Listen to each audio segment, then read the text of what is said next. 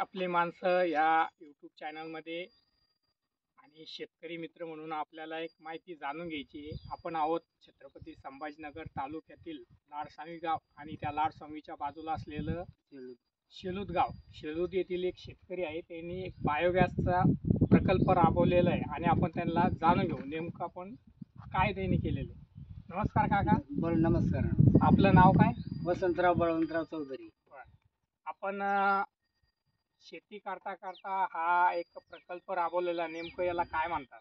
याला बायोगॅस संयंत्र म्हणतात. याला शासनाचं अनुदान पण आहे आणि त्याच्यापासून आम्हाला गॅस लागत नाही. घरगुती जळतानाचा प्रश्न मिटला. बरं, नेमकं याची सुरुवात कशी झाली आणि का तुम्हाला ही कल्पना का सुचली? आमच्याकडं ते कॉन्ट्रॅक्टर आला होता याचा पिंपळखुटचा. त्यानं याची माहिती दिली. त्या आमच्या गावात 7-8 लोकांनी त्यावेळेस घेतले. त्यानं आपल्याला फक्त एक खड्डा करावा लागतो JCB-नं आणि खड्डा केल्यानंतर सोनवणे का? हा, सोनवणे रेवनाथ थोडं एक कॉन्ट्रॅक्टर आहे जे बायोगॅसचा प्रकल्प आपल्या 2 जिल्ह्यामध्ये म्हणजे छत्रपती संभाजीनगर आणि अदर इतर जिल्ह्यात. तर त्यांनी यांना माहिती दिली आणि माहितीच्या नंतर त्यांनी हे केलं. तर आपण 1 मिनिट पुढे नेमकं काका ते काय, ते कशासाठी? ते शेणकालासाठी. ते याच्यामध्ये जनावरांचं शेण टाकून द्यायचं. त्याच्यामध्ये 2-4 बकेट पाणी टाकून सनी काडीने डवळून दिलं की लोटून द्यायचं. त्याला जो हौद दिसतोय छोटा, यामध्ये आता बघा हे शेण टाकलेलं आहे, दिसतंय का? हे शेण पूर्ण आता कोरड आहे, पण याच्यात पाणी टाकून याला कालवलं जातं. त्याच्या बेसनावानी म्हणजे आपण बेसन किंवा गरा करतो त्या पद्धतीने केलं. त्यानंतर हे गरा पूर्ण हे शेण यामध्ये येतं, या टाकीमध्ये येतं आणि टाकी दिसते बघा. तर या टाकीतून ही जे गॅस हा निर्मिती होतो, तो ही जे मेन टाकी आहे त्याला एक वाल बसवलेला आहे, जेणेकरून आपल्याला जेव्हा चालू करायचं किंवा बंद करायचं यासाठी. तर हे पाईपच्या एक ठिबक सिंचनच्या नळीच्या साह्यानं ते गॅस आणि त्यानंतर जे आपण पूर्ण गॅस झालेलं आहे म्हणजे खाली झालेलं आहे. तर आपण हे बघा, हे दिसतंय का पूर्ण एकदम भारी म्हणजे पूर्ण किती सुंदर बारीक खत झालेलं आहे. याला कोणत्या पिकाला टाकायला चालतं? कोणत्याही पिकाला टाका, म्हणजे आपण फळबागाला वापरा, कपाशीला वापरा, एकदम चांगलं आहे, किंवा इतर कशाला वापरा.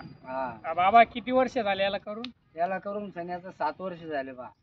तर अजून काही त्याला बिघाड नाही, काही नाही, काही नाही. 7 वर्षापासून याचा वापर करतात. हे पूर्ण शेतीला वापरतात, म्हणजे फळबाग असन, पालेभाज्या असन आणि सेंद्रिय शेत म्हणतात.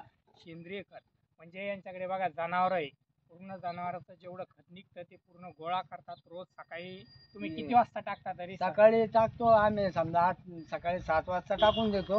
9-10 वाजता त्याला काढून देतो.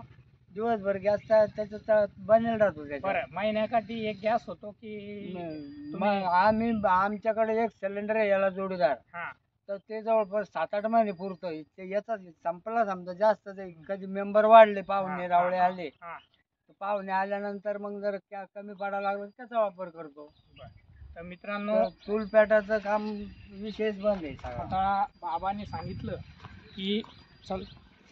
सांगितलं की हे जे खत आहे आम्ही म्हणजे 7 वर्षापासून याचा वापर करतो आणि गेल्या 7 वर्षापासून त्यांनी ही गॅस निर्मिती म्हणजे हा गॅसचा फायदा इतका आहे की याच्यापासून अन्न जे आपण शिजवतो, म्हणजे बाजरीची भाकर असेल, ज्वारीची भाकर असेल, पोळी असेल किंवा इतर जे काही पदार्थ, तर त्यापासून आपल्या शरीराला काही इजा होत नाही. दुसरी गोष्ट अपायकारक नाही, नॅचरल आहे, म्हणजे नैसर्गिक आहे. दुसरी गोष्ट, आपण जो इतर गॅस वापरतो CNG, त्याच्यापासून आपल्याला धोका म्हणजे कॅन्सर होऊ शकतो, अनेक रोग आहे आणि आपण ह्या गॅस पासून निरोगी राहतो. दुसरी गोष्ट, याच्यामध्ये स्फोट होत नाही, काहीच होत नाही आणि खूप छान आहे.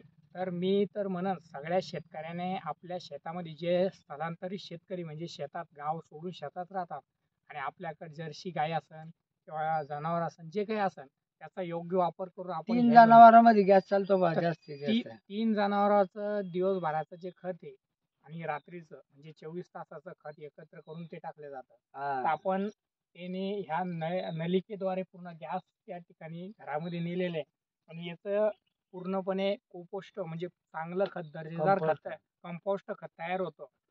आणि असंच या तर आपण या शेतकऱ्याला म्हणजे आता तुम्हाला याच्यात तुम्ही पाहू शकता, त्याला आपण गाडी लावून बर तुम्हाला दाखवू आपण ते शकतो. आता याला तुम्हाला शासनाकडून काही अनुदान भेटलेलं आहे का? याला शासनाकडून आम्हाला 15,000 रुपये अनुदान भेटलं होतं. बर. ते 8,500 रुपये आम्हाला लागले.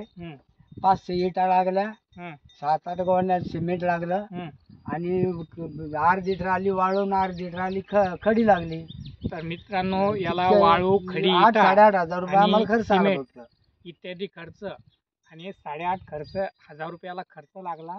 पण शासनाकडून 22,000 रुपये आता 22 झालं. आता 22,000 रुपये अनुदान आहे. म्हणजे काय खूप पाहिजे? चांगली गोष्ट आहे, आनंदाची गोष्ट आहे. याला अनुदान आहे तर आपण याचा नक्की लाभ घ्या. आणि आपण नेमकं गॅस कसं पद्धतीनं चालतो ते आपण पाहूया. एक